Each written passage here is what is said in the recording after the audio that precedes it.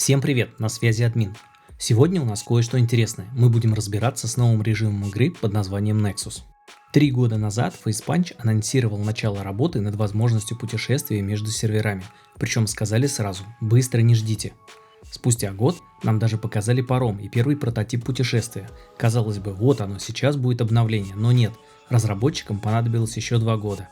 Год на создание паромного терминала и год на допиливание мелочей. И вот, наконец, это обновление можно пощупать на стейджинге. На первом этапе Nexus будет только официальный. Желающим создать свои сервера придется подождать, разработчики обещали добавить эту возможность в будущем. И да, я тоже не смог запустить свой локальный сервер, поэтому пришлось снимать без админки. Кстати, хочу выразить отдельную благодарность админам с Раструма. Они не сдавались и упорно помогали мне с попыткой поднятия сервера. Ну а когда ничего не получилось, пошли на официалку и вместе со мной фармили на все мои хотелки. Боже мой, как это прекрасно, когда за тебя кто-то фармит. Ссылку на этих бравых ребят я оставлю в описании.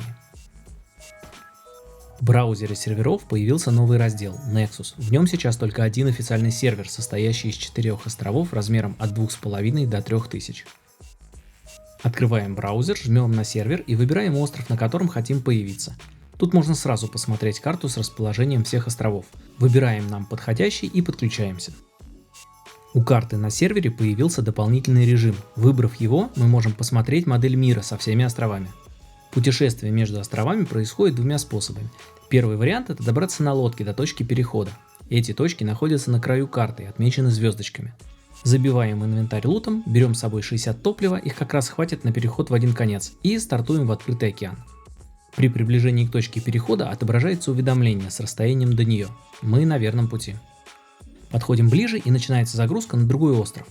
Процесс не моментальный, но точно быстрее, чем подключение к серверу. И вот мы уже на другом острове. Нам остается только добраться до берега. Второй вариант — это дождаться парома. Он отправляется по расписанию из паромного терминала.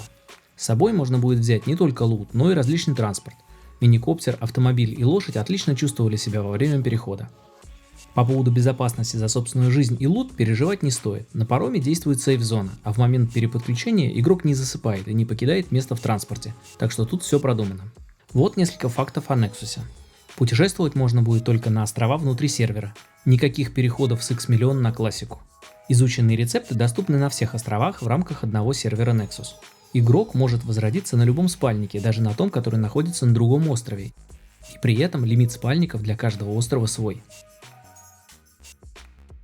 Время прибытия парома и его направление можно узнать на информационном стенде рядом с причалом паромного терминала. Сейчас оно составляет порядка 13 минут, но в будущем это время могут изменить. Давайте разбираться, для чего нам Nexus и почему его так долго делали. Начнем с конца.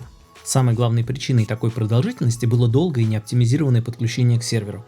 Банально, игроки со слабым ПК просто не успевали загрузиться после перехода на остров до прибытия парома и уезжали дальше, попадая в бесконечный круг загрузок на разные острова. 3 года не прошли даром.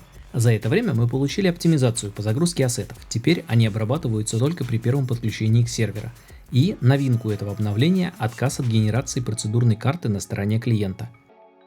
Теперь она будет скачиваться напрямую с сервера. Все это значительно ускоряет подключение игроков. И тут мы приходим к главному плюсу Nexus. Это маленькая карта с небольшим количеством РТ. В теории она меньше нагружает клиент и дает стабильно хороший FPS в игре. При этом у игроков есть возможность сгонять на другой остров и расширить зону игры, не теряя заветные кадры. Владельцам слабых ПК рекомендовано.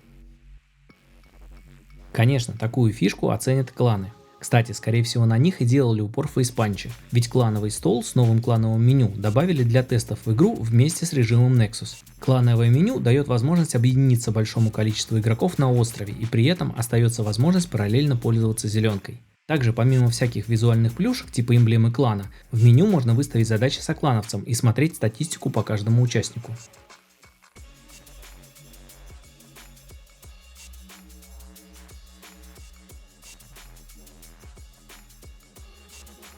Но, как говорится, разработчики могут планировать все, что угодно, а игроки все равно будут делать по-своему. Хотя замес остров на остров звучит как план.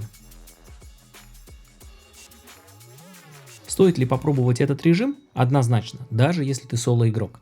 Найдет ли Nexus своих почитателей? Несомненно, да. Приживется ли этот режим в игре или ждет его участь хардкор режима? Покажет время. А сейчас разработчикам осталось исправить еще некоторое количество багов и можно добавлять на основную ветку. В общем, админ approved.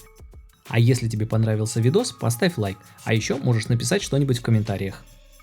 На этом я с вами прощаюсь, это был Русский Иван, до связи.